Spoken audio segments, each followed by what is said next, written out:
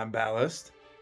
She's Lashing. And this is Between the Bulkheads with Parlay 8.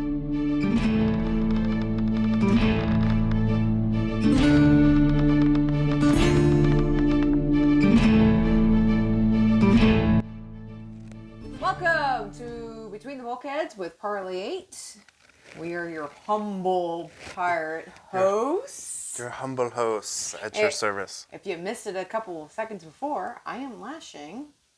I'm Ballast. And we are here today to tell you officially who Parlayed is. Who are we? Who are you? We're a husband and wife pirate team. That's who we are. So clearly we're pirates, and we love to be pirates. As we are dressed before you right now. What this is all about, obviously. So, but Parlay 8 wasn't Parlay 8 really until, 8 years ago now? Yeah, it's been about 8 years. Yeah. So, like I said, we are a husband and wife team, and we are legitimately co-partners, cohorts. Legit, yo. Legit. Partners in crime, whole 9 yards. We are there for whatever you think it is. But we craft pirate-like goods. That's what we do. This man right here that you see does all the nice woodworking and anything you get your tangible hands on that you do not have to wear, he makes. Even if you want to fly your black flag above your house to show everybody out there you're a pirate. That's what this man does. I can make you a flag. You can also make an awesome encampment, which we live in wonderfully. Mm-hmm. On the other hand, I am the other half that does all the clothing. So I do everything that you see us looking here. Yep. What we're wearing, she made. So, but we started as anyone else that would have really gotten into being pirates. It was Halloween. Halloween was seriously what got us into this. Yep. Because, actually, geez, that was almost 11 years ago now. Yeah. Well, we've always been big into Halloween. It was just one year we wanted to try and figure out something to do. Together. Something to do together. Yeah. Something different. Something we hadn't done before. And lo and behold, this one can sew really well. So we didn't really know that at the time. And, we had been to the Maryland Ren Fair and seen what could happen and what we could make. And so she decided to take on making us pirate garb. Speaking of the Ren Fair, that's a fun story. So I grew up going to the Maryland. Dork. I am a dork. So I grew up going to the Maryland Ren Fair, as I am a dork, as most nerds are. And she took this dork with her. I took this dork with me. The first year we went was very interesting because we did not go in kit. We just went as normal patrons. And, I got dressed up a little bit, so. But going there, kind of being out of your element after so many years and see everybody's having so much fun being dressed up. It was a little bit out of the element for us to just kind of sit there and watch and everybody enjoying themselves and what they were wearing. But I think the other fascination was watching what everybody was wearing. That was really cool. Just watching the clothing, the colorful outfits, and everybody immersing themselves into it. So, and it's easy to do that at Maryland Ren Fair. So the Maryland Ren Fair is a really comfortable place to get to know that lifestyle and be able to participate in it. Because it's a village basically. It's a living village, permanent village. It's a permanent village. That's the word I was looking for. Yeah, permanent. Prominence. It's a permanent. Prominence, darling. So it's a really cool place, and it's got a really good vibe. That's why it's so popular. So that was my first time there when she took me, and it was really cool. So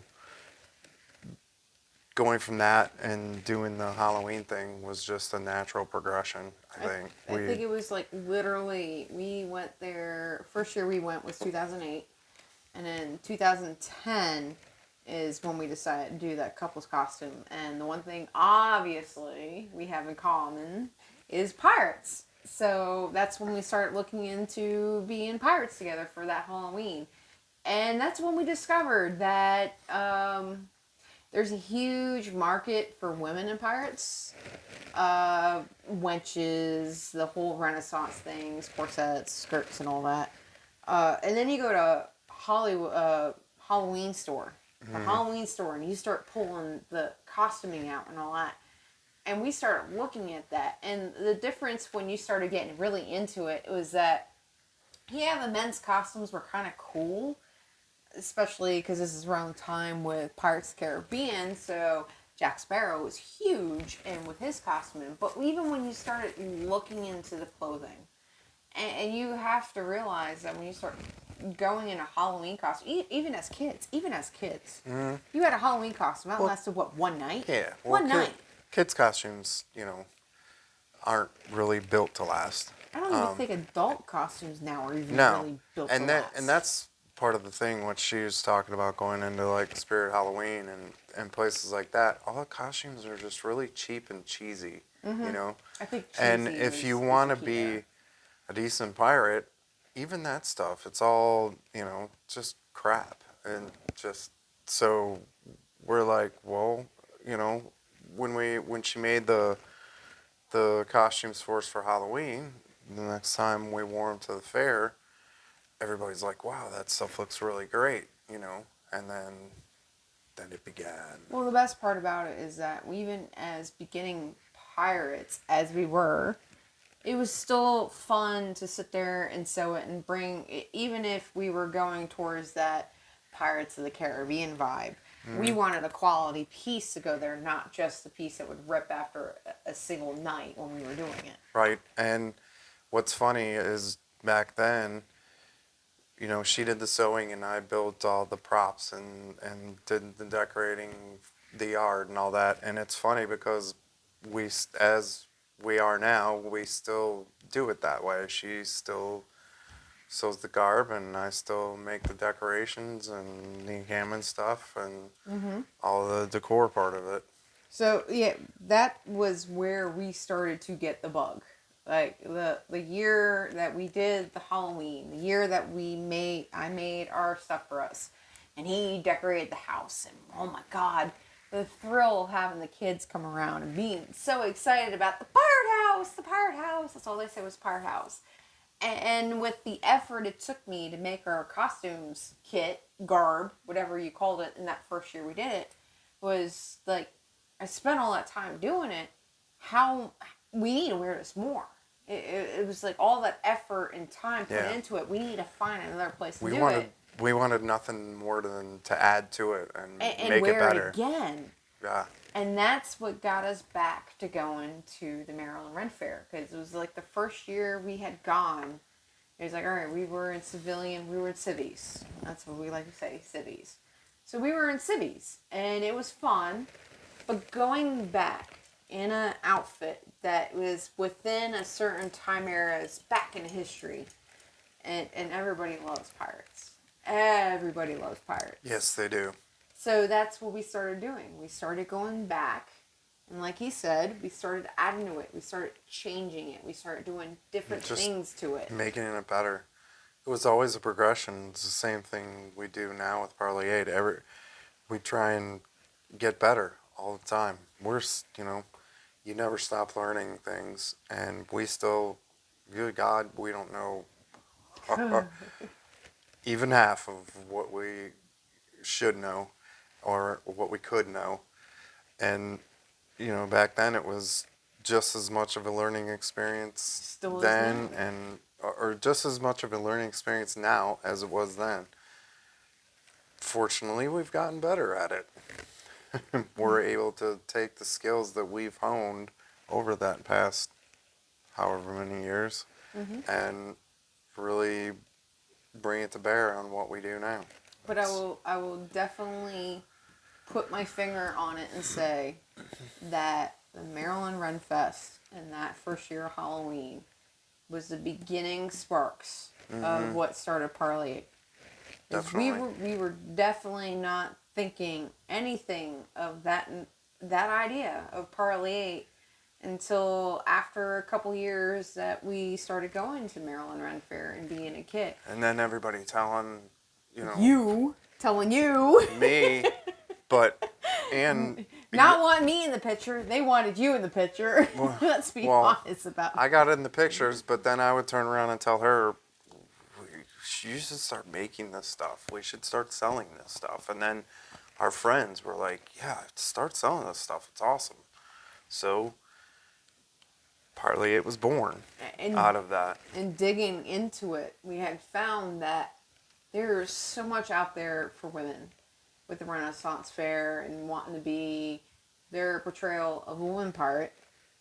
But men's stuff, when we first started, we didn't see a lot of it. Especially when you go to a Renaissance festival. It's a lot of the corsets, a lot of the skirts. A lot. A lot of corsets and skirts. Oh my God, yes, a lot. Yeah, if you want a corset, go to a Ren Fair because you will definitely walk away with a corset. Don't come to me. Yeah. Do not come to me. Please God, do not come to me. And there's other reasons for that too. But that was definitely because there was like maybe 1 or 2 shops at the Maryland Ren Fair we went to that had vests. There was a kilt shop. It was very specific and it was very far and few between. Yeah.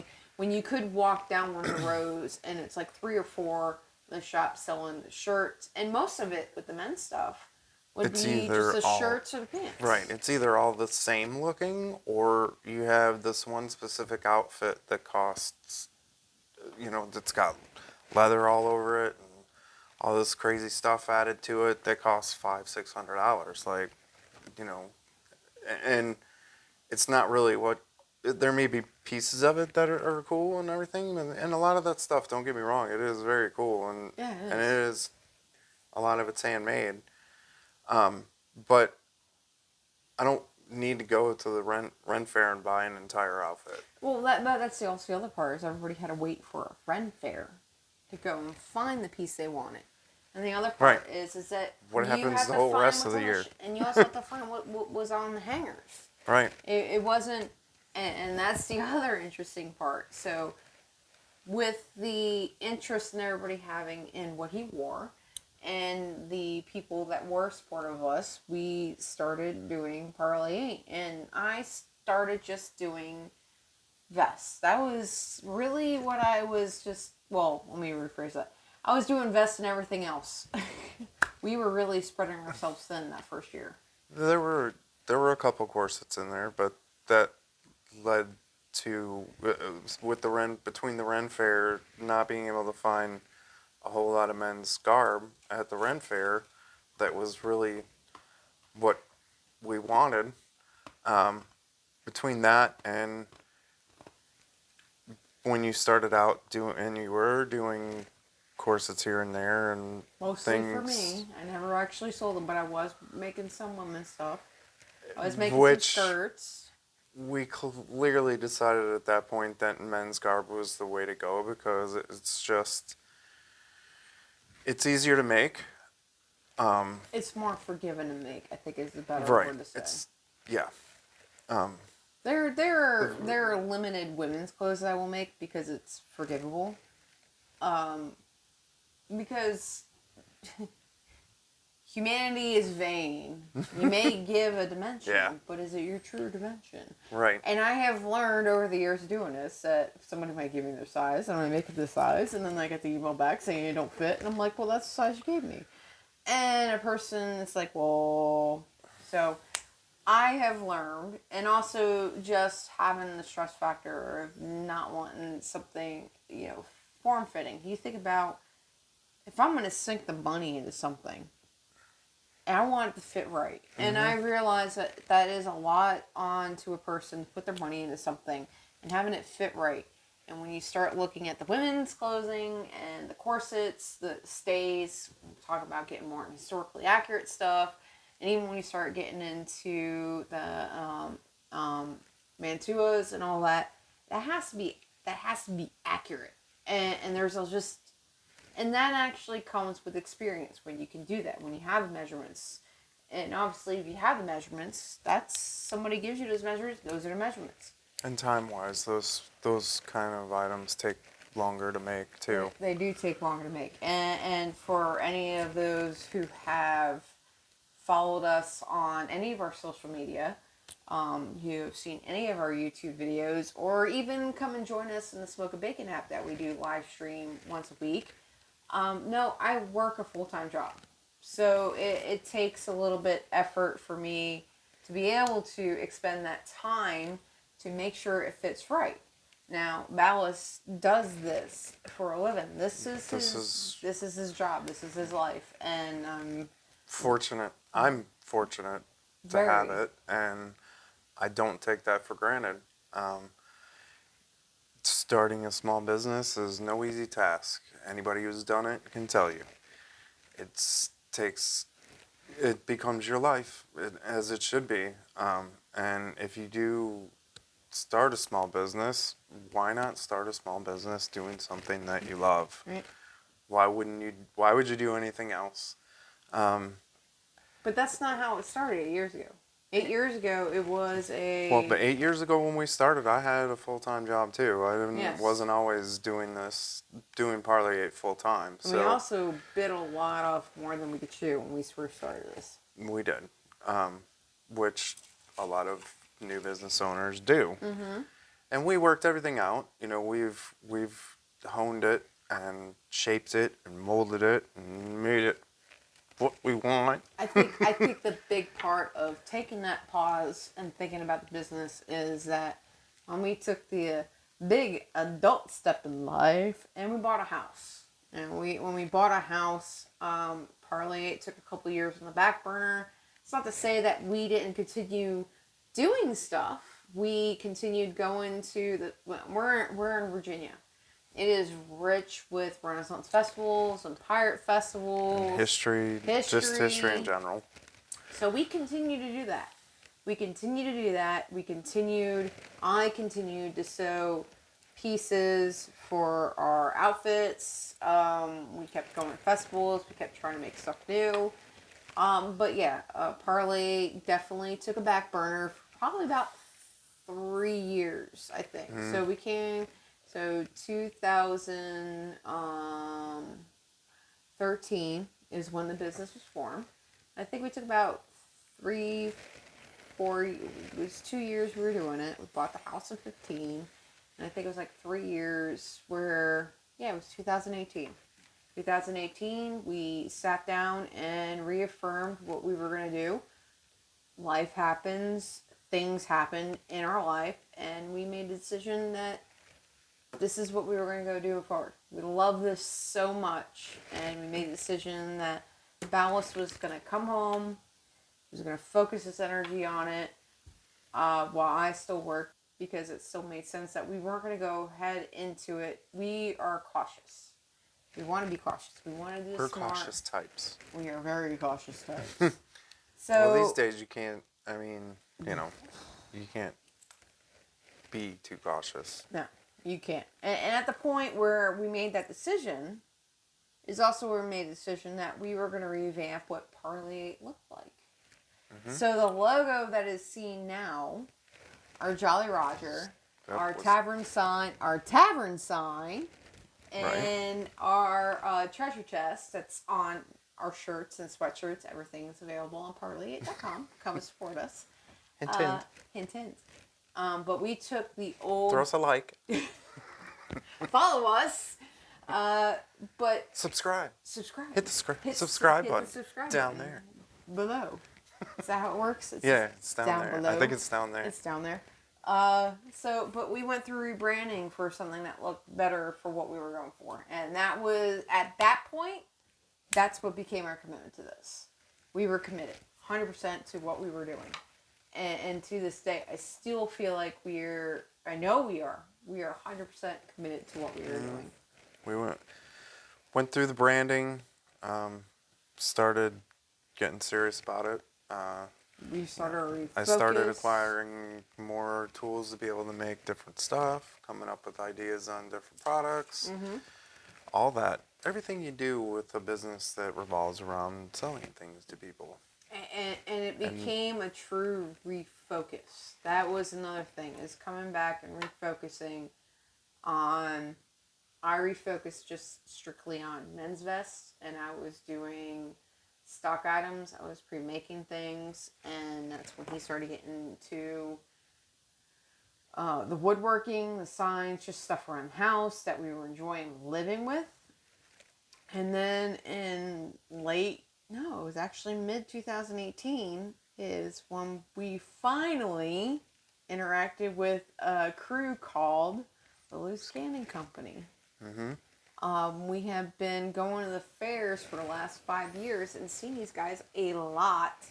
So finally at Currituck Festival in North Carolina at the, was it Black Radish? It was like radish something, black something. Yeah, it was on a farm. It was on a farm. And they had It was a small event. but they also Currituck. had a killer kitchen with those sausages. And Oh yeah, yeah, it was a great place. Killer. But they had a little pyro festival there, and we decided to go take a drive and go down to it. It was something different, one that we hadn't been to, and we hadn't been in that area really. No, I don't whole think lot. we've ever been in any. I mean, we've been to the Outer Banks before. But that's not for anything piratey. Right. Never for anything like this. No. So we got in our car and drove down there, and they were there. Loose Cannon Company was there, and we finally decided after seeing them a few times to go up and talk to them. And we were like, we're doing it, we're doing it, we're doing it. So and we did. it. And so we got invited to come out to events and finally started. As they say, the rest is history. Yeah, exactly. Which is what it truly is. Right. So as we sit How here, ironic. As we sit here today, we are not only Parlay 8, we're also part of the Loose Cannon Company, a historical reenactment group that goes to events, and we live the life. And it is phenomenal. We both love camping. We both miss camping. I don't know if I miss camping that much, though, when we first started. I don't know if we miss camping anymore. We camp a lot. No, I don't miss camping anymore. I definitely don't miss camping anymore. And when we camp, we don't do.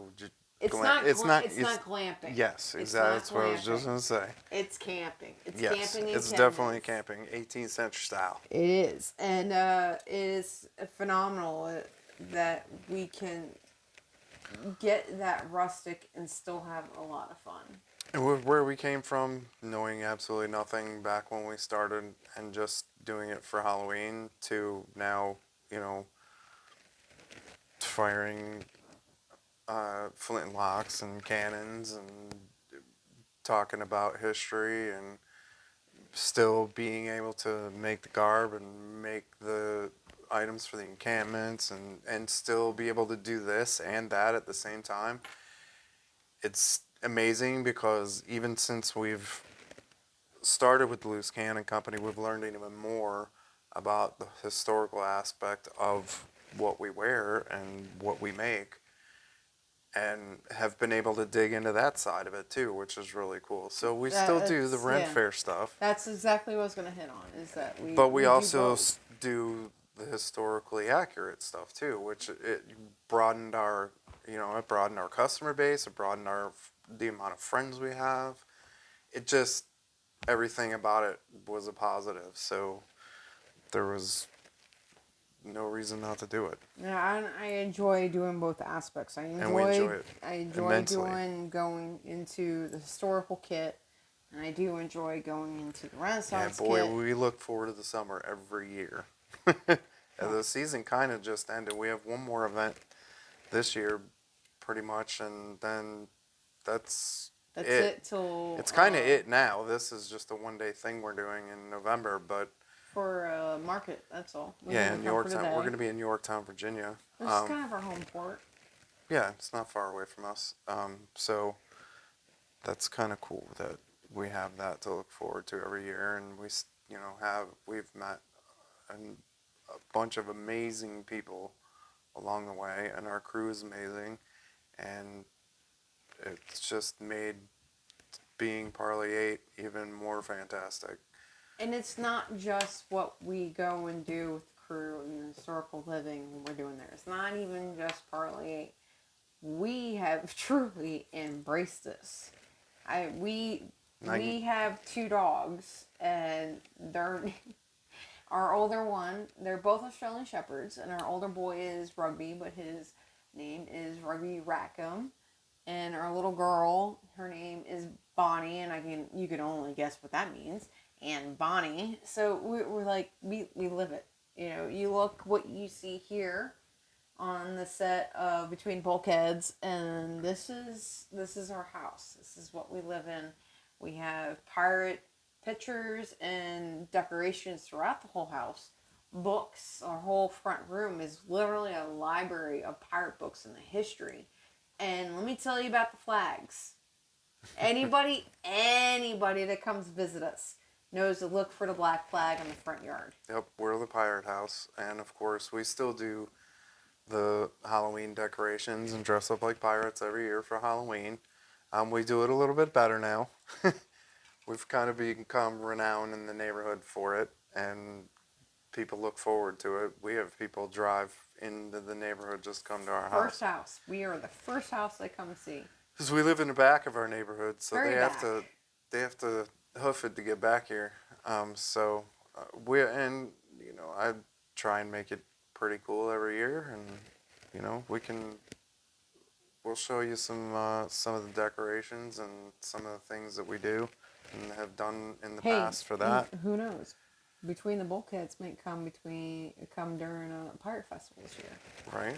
And so doing this makes Halloween even better now. No, and I think the big thing through all of it and what brought us to this was that first year when we decided to be pirates for Halloween and we decorated was the kids. That is truly the thing that I enjoy through all this. We enjoy doing Halloween.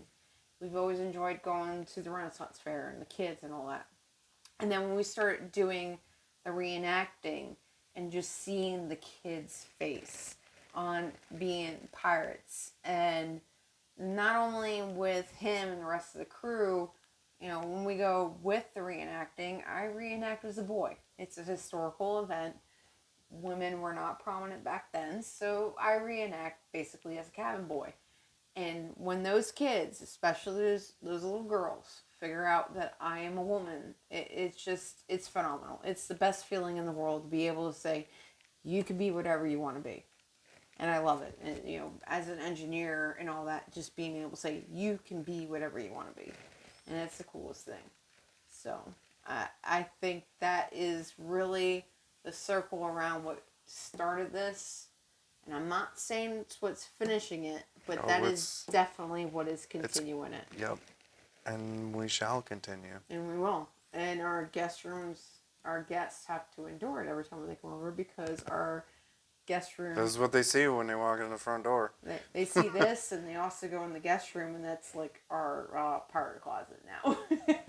Everything they see they have there. to live with our garb when they stay the night. So they stay with pirates. So what can I say? So on that note, so welcome back. I guess I could say welcome back because you guys have seen Between Bulkheads the various little snippets. So we're going to be continuing this. This is your going to be a thing. Full episode of Between the Bulkheads with Danny Lashing and Ballast Brusso. Until next time, we'll see you guys between the bulk.